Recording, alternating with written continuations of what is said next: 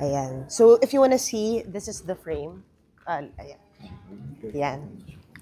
Yeah, this is for TV later. Game. We were just talking kung gaano kagaling sa profession. Wow. Nakiya naman ako, guys. No, actually, kayo yung I wanna commend you because ang ganda ng mga feedback don't so change the far. topic. No, I'm Magaling not ka changing the topic. Alam mo, nililito niya ako kasi gusto niyang hindi ko tanungin yung eksena niyo Hindi, kahapon. natutuwa talaga siya sa'yo kanina pa. Like, galing na galing talaga si Joseph Marcos. Wow, sa kanya. totoo Kay ba? Ate MJ. Kasi inaaral mo talaga yung, everything and pinapanood mo. Tsaka bihira yung ganyan.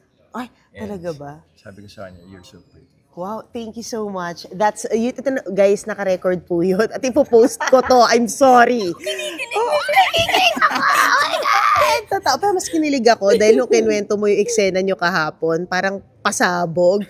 Ano tong nadala ka, Joseph? Wow, actually I've been preparing for this scene for, I guess, parang 1 month ko na nabasa yung scene na to. And I'm so anxious kasi pag, alam mo yung may highlight kang ganun sa series, and you're so anxious, kailan ba kukuha na to, kailan ba kukuha na to. Tapos pag nagawa mo na, parang nabunutan ng tinik. And I'm so happy kasi, we did it one take. Talagang we prepared for it.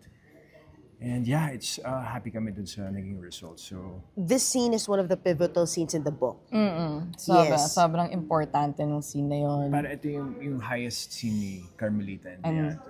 But I heard parang hindi naman talaga kasama yung yung tanggalan ng damit. Charot. Doon sa eksena. So what prompted it? Wala, hindi lang nakapagpigil si Leandro. Ganito ba naman kaganda yung Oh! Hindi ako pwede masyado Alam mo, magsalita. pinasa mo sa akin yung kilig, pero kinikilig ka eh. Heaven eh. Heaven ba o Carmelita? Di ko na alam sino kinikilig sa inyo. Carmela. So siya yung kinikilig.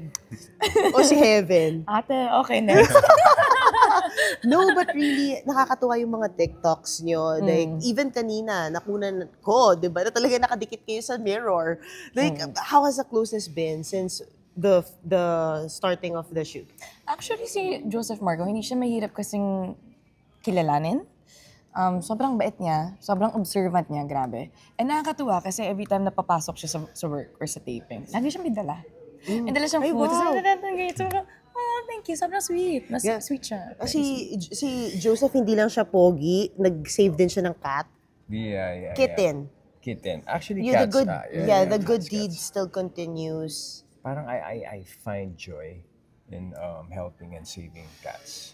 Iba sila kapag once na masimula mo mag-save ng cats, parang magtutuloy-tuloy na siya. Kasi pag nakilala mo sila, they're just amazing spiritual animals.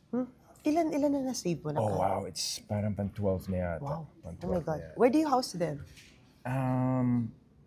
4 yung sa sister ko, tapos 8 na sa akin. Oh, wow. Yeah. Anyway, guys, we'll continue this live on air. Let's do this. Ito na pala. Let's go. Yes, at least na-interview ko na.